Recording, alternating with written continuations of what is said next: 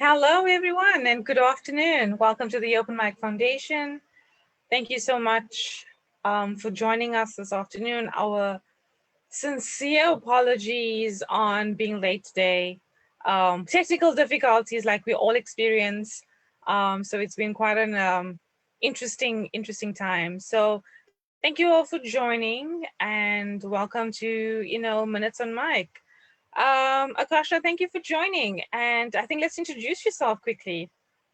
Thank you so much for having me.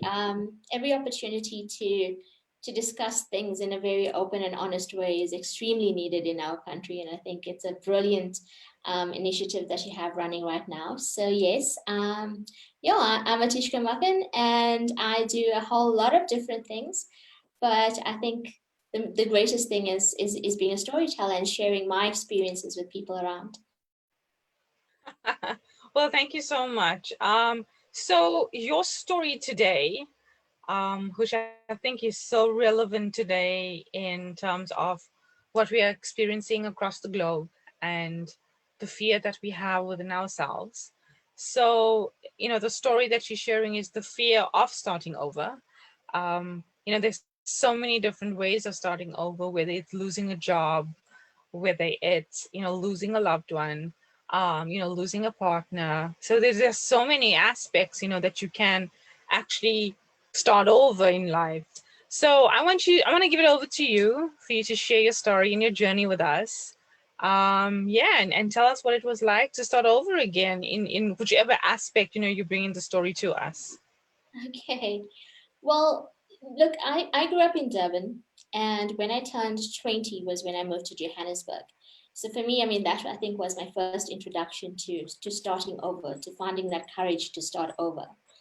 And Mm-hmm. having moved from Durban to Johannesburg and in 2005, and rebuilding a completely new life here, because most of my friends were all in Durban. Not many of us had transitioned, although we were all wanting to come through to find jobs. That was my first introduction on what is life going to be without my safety net. Yeah. Which is my parents, obviously. So moving over to Johannesburg was an extremely enlightening experience for me, because that was kind of the introduction to adulting. To be able to say, okay, so now I'm this person who's now got my own space, making decisions. How is that going to affect me? All of those type of things. But I think the greatest consequences of my decision to start over, where I found that the most, was in 2019. Um, so kind of 3 years after my dad passed on, I Mm-hmm. left a very comfortable job. I was the brand manager of a talk radio station. I worked on news brands. Life was glamorous. I was surrounded by celebrities and DJs and professionals and all of these massive shows, and everything looked extremely glamorous on paper. Mm-hmm. That was the day in the life of a brand manager that works for a radio station. And during that time, so after my dad passed on, I experienced grief, burnout, anxiety, depression, absolutely everything I never thought that I would experience happened at the same time. And Wow. yeah, so, and it was rough. I mean, we don't talk about these things. Growing up, especially in an Indian community, you never talk about mental health. That's not something um, Yeah. that's spoken about. It's not something we even think of. It's always, oh, we're strong, we're women, we're strong, we carry on. And Yeah. when I went through all of those different things, I realized that, look, it's either I choose myself, my health, and my well being right now in this moment, or I Mm-hmm. might not have a moment later on down the line to pull back from wherever I'm going, because it was dark. It was a really, really dark space. Mm-hmm. And I left corporate. I left my job. I did not have another job. It freaked me out. But we always talk about, so what's the worst that can happen? All I could think Yeah. about is, if I do not do this, the worst that's going to happen is that my mom's going to lose her eldest child, because I was Yeah. on medication, I was in a dark space, I wasn't myself. I was just literally a stranger in my own skin. So the fear of starting over was immense. I mean, I remember the first day I was at home after I'd left my job. And I just stared at the ceiling, like blank, completely blank. Like, what do I do with myself? How dare I do this to my family? Why am Yeah. I embarrassing myself like this? Again, every single thing that we kind of grow up with and are taught to be the norm, I was going against everything. Like, you don't leave a decent job, a stable job. You work there until you retire, kind of thing. And here I was Yeah. saying, I don't have another job, but it's okay. I'm just going to carry on. And I think for me, my greatest thing was allowing myself to rely on other people for a change. Because I was one of those people who just goes around trying to help everyone and save the world and make everyone, feel better. And here I was falling apart, and it was like, okay, I think I need to receive what I've been giving. So it terrified me. I was absolutely terrified. Yeah. And going back, thinking of all the choices I made, it was the scariest and the bravest thing I've ever done in my entire life. Wow. So, I mean, with making all those drastic choices, at that given point in time, and if you look back now, if you look back today, do you think you've made those right choices? You only connect the dots, the dots way down the line, and I Yeah. absolutely did make the right choice for me because Okay. for the first time in my life, I chose myself. I chose Yeah. my well-being, my sanity, and in that process, I got to know parts of me that I never knew existed. I found courage and bravery in everything that I did afterwards because I was like, okay, so if I could do that, I can do anything. So suddenly Mm. everything became open and became an opportunity as opposed to playing it safe all the time. I was Mm. I grew up, I was the good girl, the head girl, the student body president, the person who did nothing wrong. I was such a nerd, an absolute nerd. I mean, I loved it. I had my own office in school. Who has their own office in high school? I had my own office in high school. So it was an amazing opportunity to find that person again because as you grow older, you know, Yeah. life changes you. It's like, no, dial yourself down, fit in, conform, do what everybody else is telling you to do so that you can just, exist. But I didn't want Mm-hmm. to exist anymore. And yeah, after making these choices, I was like, okay, life carries on. Because for me, grief was the catalyst that got everything rolling in terms of Mm. figuring out who I was. Yeah. And do you think that you're still discovering that part of yourself still? Because it's a journey, right? It's not something that you can do, after 1 or 2 years, but it's definitely a journey of self-discovering and understanding, what those limitations are as well, especially with fear. Because that's the thing. It's like, every time we make decisions from a certain point, it's always from the standpoint of I'm doing the best I can with the resources and knowledge I have at the time. And when you know better, Mm-hmm. you'll do better. So until you take the time to start identifying who you are, as a person, what are your Mm-hmm. needs? What are your wants? What are your desires? What is it that you want to do with the world? Until you take the time to unpack all of that for yourself, you are going to be scared to take any step because you don't know if it resonates with you or not. Mm-hmm. Because when you're afraid to start over, it's usually because you don't know if is this for me? Is it me guiding my decision making process, or am I making Yeah. decisions from a space of trauma or fear? Um, or society's conditioning, because that's what happens a lot of the time is that the decisions Yeah. we make are based on so many other things, not who we are. So for me, the most important thing was taking that time on this journey to figure out myself. And I'm going to change. I know I'm going to change multiple times in this lifetime. But for me, whatever I choose to do now is because I choose to do it, not because I'm Yeah. conforming to anything. Yeah. I hear you. The thing is that we have a lot of fear built inside of each of us on a daily basis, right? And I believe that fear equals courage, in the sense that, to overcome your fear, there's a certain level of courage that one has to have, in order to understand, embrace fear, and to overcome it. So, when somebody tells me, they're fearful of something, it says, for me, it's that about, you have courage, right? It's not necessarily has to be a bad thing.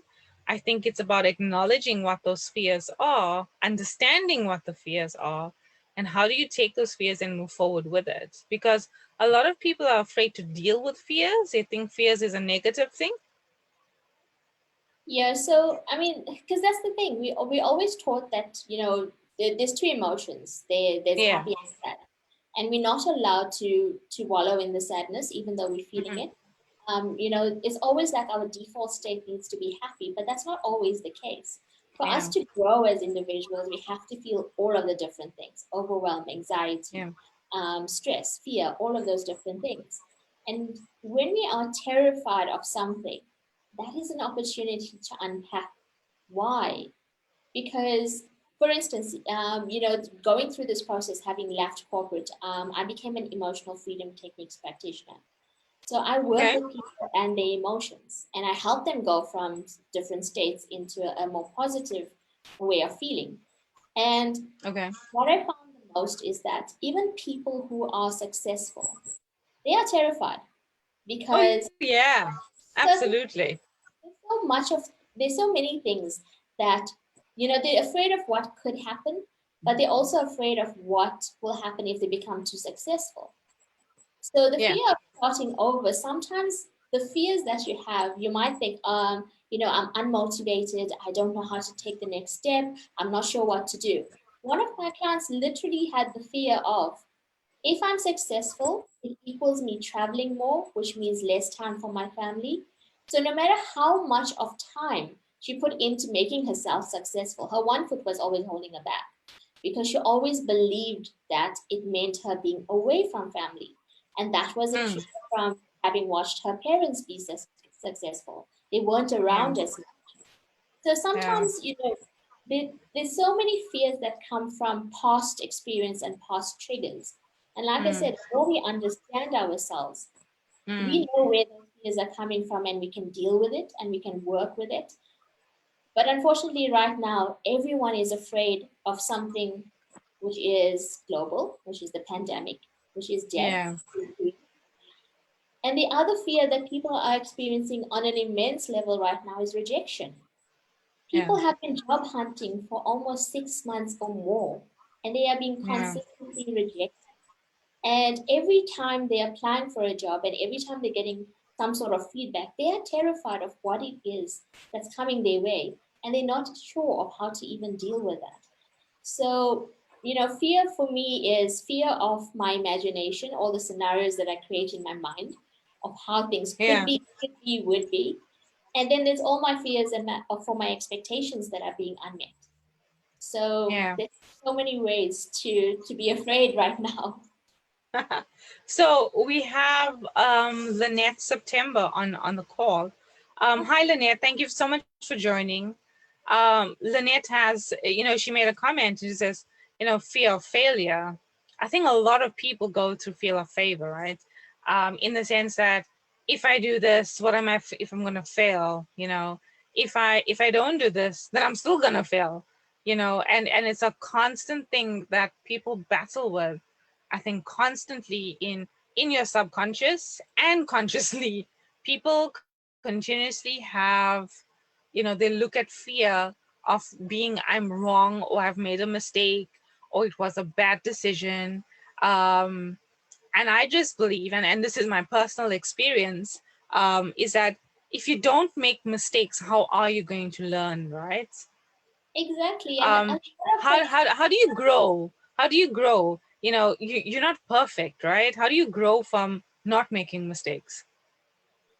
and you'll be surprised, most of the resilient people that I have met during the pandemic are Yeah. people who have consistently failed at something. Yeah. They tried new things, they failed, they got back on their feet. Yep. They learned how to be resilient and they learned how Yep. to survive better during these circumstances, which is Yep. holding them a lot better. And I think a lot of it comes from that social conditioning as we were growing up, that failure is bad, failure is not bad. And it's for Yeah. us to change the narrative for the future generations to say, hey, it's perfectly okay. Yes, you got an Yeah. F on your report card. What has it taught you? Do you need Yeah. better time management skills? Do you need to less social media life? What are your failures trying to teach you? And until Yeah. we change that narrative of your default setting if something bad happens to be anger, rejection, shame, people feel shame. They feel guilty. Why should we feel guilty for doing something and it not working out? Yeah. Because, and again, a lot of it comes with, oh, what will the people say? Who are they? Who are they? Why do they matter? It's What's going on? it's Where are these people when you need them? Why aren't they helping it's you when actually, you need them? you know what? It's actually self-inflicted. You know, when they say, "What is it the people gonna say?" and I'm like, "Oh, what people?" Right? Hey, It's like you have this imagination in your mind, and you're thinking about, but if what are these people gonna say? I'm like, okay, unpack for me. Who do you think are the people that's gonna say this? And a lot of the things that we have within us is self assumptions, self reflection. It is a perception that we continuously built in ourselves, that we continuously, continuously believe that this is what it is, and that's where fear becomes more and more. You actually end up giving more power to fear than anything else. and what I found, I mean, in my experience, right? So I went through the whole grief, depression, all of that stuff, and usually, what anybody would have done was to keep quiet about it. Mm-hmm. Because again, there was that fear of, oh my God, what if they see this on LinkedIn? Will I ever get a job again? Mm-hmm. The company that wants to hire me for my talents will be accepting of the Mm-hmm. fact that I took time to understand myself. So they're getting a Mm-hmm. better person in the end. But there Mm-hmm. was also the whole thing of, oh my God, okay, so, family have always seen me as this person who's completely put together, go getter, successful, straight A student. When you've got that kind of mirage happening that you have your life, everything together, and then all of a Mm-hmm. sudden you actually admit that maybe you don't, because adulting is genuinely hard, but it's Mm-hmm. okay to talk about it. And Yeah. I used to be scared of what are those people going to say? What are my teachers going to say? And you know what? My primary school teachers on Facebook are still the most supportive people that you'll find. I mean, if you go through my Facebook and I'm posting stuff, you'll have my teacher from preschool, my teacher from grade one still commenting on things. And that's Yeah. the No, thing, is that absolutely. the more open and honest you are about the things that you face, the more you give Mm-hmm. others permission to do the same. And if anything, people need to be given permission to themselves to be able to do that. I do think that people do not give the permission to fail. I also think people do not give themselves grace for themselves, to understand and say, you know what, it's okay to make a mistake. It's okay to fall. It's about picking yourself up, you know, from wherever you are in that particular point in time, and be able to move forward again. It's like burnout is quite a interesting topic that's happening of recent. People slowing down right now because of the pandemic, Mm. and a lot of fear is built in that as well. But I've noticed a lot of burnout happening in women today. Okay, and people don't understand what does that mean, right? There's a lot of things about this, and a lot of women that I've met of recently, specifically, especially regarding burnout. But you also have fear of failure in marriages, right? um, I know a few people that I know of is about, okay, I failed now with this marriage, now it's the end, this is what people are going to say about me. I didn't make this work out. There's a lot of no matter what failure we fear, it's that stigma of society that gets attached to that. And I think that's what makes it even more challenging for people to break that cycle. I'm not too sure if you've experienced that with any of your clients. I have, and I have experienced it even personally. I mean, like you said, the whole fear of relationships. That's the Yeah. thing that people don't understand, is that people change over time. And it's, Yeah. if you're in a relationship, it's that allowance of giving that person the freedom to change. Mm-hmm. You're supposed to be just that safety net in order to guide the whole process of evolution between the both of you. Mm-hmm. And that is something that we struggle with. We think the person we married right at the very beginning is the exact same person 20 years ago. No, we learned things, we grew, we understood. I never used to Yep. say no before, but now I can, and I can do it with a straight face. I never used to put myself as a priority before, and now I'm like, nah, it's cool, you can go, it's fine, don't worry, I'm cool, I'm home. It's that kind of thing. Your level of confidence in yourself changes. Everything about you changes over time. And Yeah. society doesn't allow you to change. It's like they want you to remain the same. Your friends want you Mm, to remain the same. Absolute people are afraid of change. Let's put it that way. Everyone's terrified of yeah. change because they don't know how to react to it. They don't know how to prepare for it because we never have these discussions. We never tell people Yeah. that when you're going through grief and loss, your life is going to turn upside down. And that's perfectly Yeah. fine. You can be happy, healthy, and healing at the same time. You can be hurting at the same time. All of those things are Yep. natural. But we'd rather not have those discussions because we're afraid of how to deal with it, or we don't know how to handle it. So we avoid things. I think that's something that I found that's the most common with people is that whole avoidance. Just because Yeah. you are being arrogantly ignorant doesn't mean the thing goes Yep. away. It's exactly that. It's there. It's going to So continue true. to be there. So what Yeah. I'm So saying true. So with true. clients and with everyone is that start acknowledging these things because it makes Mm-hmm. it easier. Because the longer you put your head in the sand kind of situation, you're going to find that Mm-hmm. whatever terrifies you is going to consistently terrify you because you've never spoken about it, you never dealt with it, you never unpacked where it's coming Yep. from. And everyone's terrified right now because they're going from boardroom to I'm cooking home cooked meals. What are people gonna say about me? So they come up with this elaborate plan of no one must know who I am as a brand and as a business. Because I'm a brand and communication specialist. So people come to me with like, I just want my business out there. No one must know it's me. But you are your business. People need to Yeah. know the health behind it. But no, no, no, no. If they're creating any communication, any marketing, anything, it's like no, don't tell them it's me because I don't want them to know I'm cooking home cooked meals now and I used to be an executive in a boardroom. Why? It's natural. The whole world's going through it. True. Absolutely. Hi, Letty. Letty is from the Eastern Cape. Oh, hi. Um, she's actually from George, not Eastern Cape. She's from George. Let me just get that correct. Hi, Letty. Thank you so much for joining. Lynette's driving and she's losing signal, so I don't know how she's doing both. Oh, Multitasking. Lynette. Well, I honestly appreciate, you being so true to this and, driving and listening at the same time. So thank you. And please be safe on the road. So I understand that you do some emotional therapy that you embarked on. Is it tapping? Is it called, right? Yeah, so emotional freedom techniques is also commonly referred to as tapping. And it's a very similar form Okay. of energetic healing that's kind of like Reiki, but it's a mix Mm-hmm. between like Chinese acupressure and psychology. Mm-hmm. So there Okay. are so there's no needles. I mean, with acupuncture you have needles. With acupressure, Mm-hmm. you're tapping on different energy points on your body in order Mm-hmm. to release the emotions that you've got stored, built up, traumas, all of Mm-hmm. those kind of things.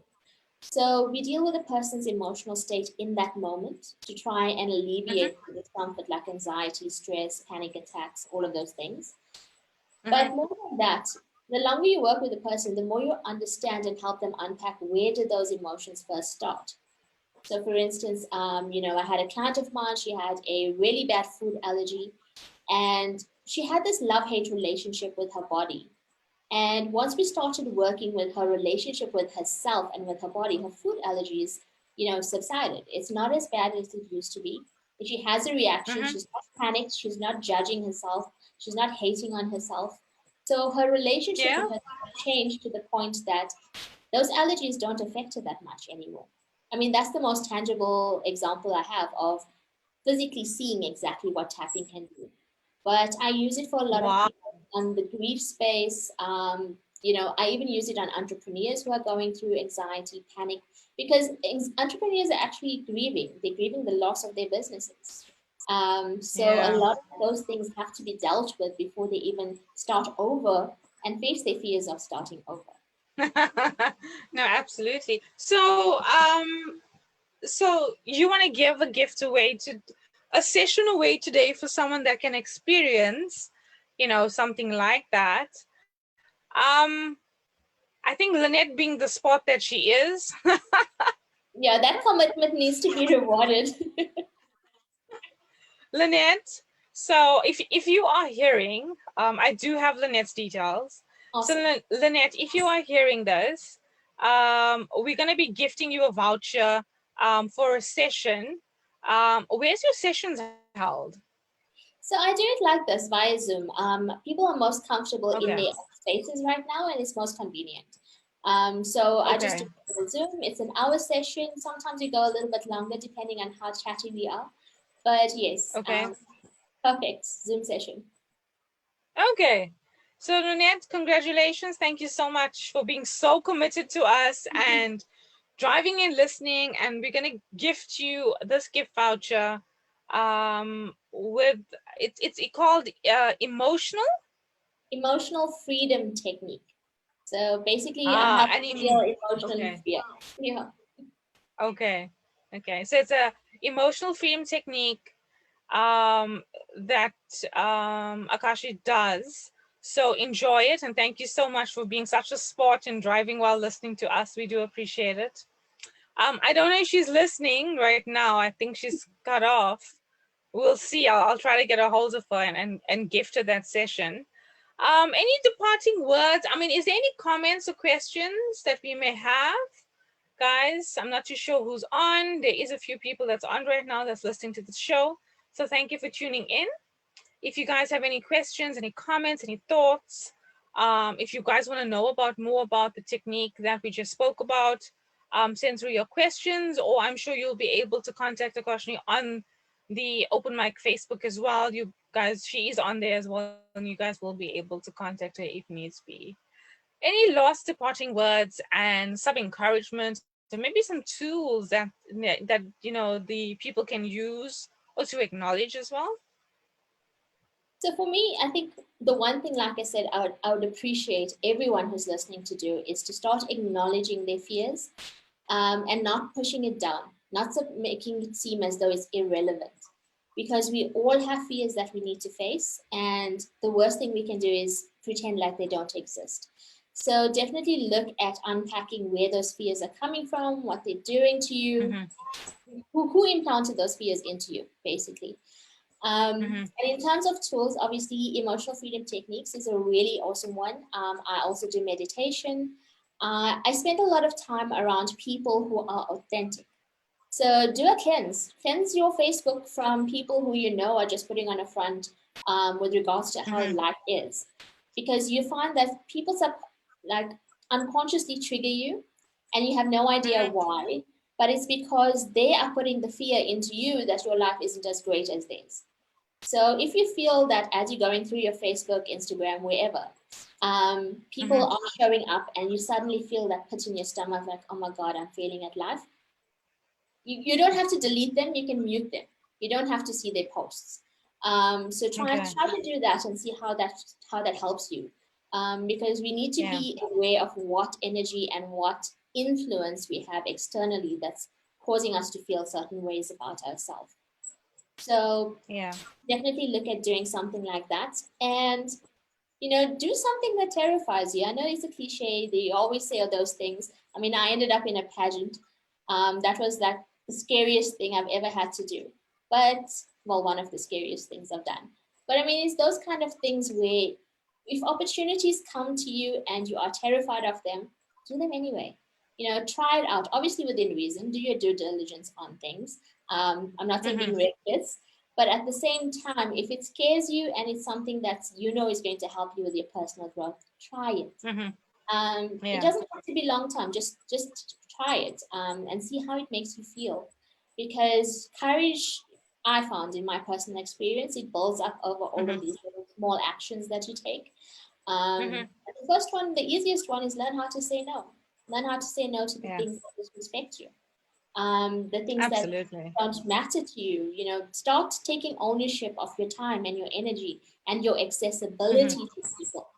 And when you start doing that, you'll find that, yeah, courage just becomes something that just genuinely increases over time. So, Absolutely. And becomes natural, right? The more you practice, yeah, the more you practice and the more you take the step forward, it does become easier. It does become a bit better in terms of taking the leap of faith, right? And doing it. So Letty says she's done a bit of EFT and she's got little heartings on her face. Thank you, Letty. And she agrees, definitely for sure. um Absolutely. I mean, the smallest of things that triggers us, and that's the thing, we're just not mindful and conscious about it, in the sense that these are the things that trigger us, and we don't see what's right in front of us, and we think that, like cleaning up a Facebook, feeds that you see or news that you see, not realizing it how it influences you. It's the same as watching the news, having a look at the pandemic results, having a look at where we are today, constantly looking at hijackings, constantly looking at the rape cases, constantly looking at those things. These are things that influences us on a day-to-day basis, yeah, right? I always have to keep pulling myself back to, there's two circles. There's the area of influence and the area of concern. I am going to focus on my Yes. area of influence. What can I consciously influence in my life to make my life better? Because your job as a person is to make yourself the most comfortable. Yep. And we forget that. Absolutely. So there's the area of Yeah. influence, we can't change anything. Sorry, the area Yeah. of concern, we can't change anything. But let's just be aware of it. We don't want to be ignorant on all aspects, but don't allow those Yeah. things to influence you. Yeah. Just be aware of it. It's all about awareness and consciousness, and then just be consciously courageous. Yeah. Oh, fantastic. I love it. Absolutely true. So thank you so much. There's no questions or thoughts or comments for you. So I just want to say I thank you am in so your much. community. Yeah, I am in your community, so people are welcome to engage Yeah. whenever they. Yeah. Yeah, I think you know what I think you need to do, Akash, is go and put in your links, for your sessions, and share with people. Go onto where your post is on the Okay. Facebook group, on the page as well. Go in and put in the links about, I think, EFT specifically, and I think give a little bit of a brief about the EFT, because I think a lot of people may not know about it, right? Yeah, I'd And then I'm be going happy to. to. Yeah, I'd also be happy to do a video demo at any point for your community if you like. Ah, that'll be awesome, guys. Yeah, that'll be really, really cool. Let's do that. How's that? Let's do it next month. Is that okay? That's perfect. Let's do a video demo where your community can come in, experience it live like this, and then ask their Okay. questions, and we can just take it from there. Okay. No, that'll be fantastic. Let's see if we have a few volunteers that's willing to come on and do this. That'll be awesome. All Yeah. right. I just want to say thank you so much for your time. I know we had some technical glitches today, but Transportation yeah, issues as well. yeah, so it's been quite an interesting afternoon. So yeah, I just want to say thank you so much for your time, sharing your story and your experiences, about what you've gone through. It's also very enlightening hearing about other people, what they've experienced, and how they've, overcome some of these things, because there's always light, right, in terms of what you're doing and how you're seeing things. And sometimes I think we do need to have a little bit of more hope and belief in our systems, that we can come through on the other side. So yeah, I just want to thank you so much for sharing that with us today. Yeah, and let's get that demo up and running with the people, next month. Let's see how they are interested into that, and then we'll take it from there. But thank you so much as well. I appreciate it. No, and thank you for your time as well, and for giving me the platform to speak about what I love speaking about. Oh, no, absolutely fantastic. Thank you so much. Thank you everyone for joining and staying tuned today. It's a Sunday afternoon. Please subscribe to our YouTube channel, which is the Open Mic Foundation. Have a look at the Facebook page, and there's a group for Open Mic for Women. Have a look, search for them. I'm sure you will be able to find them.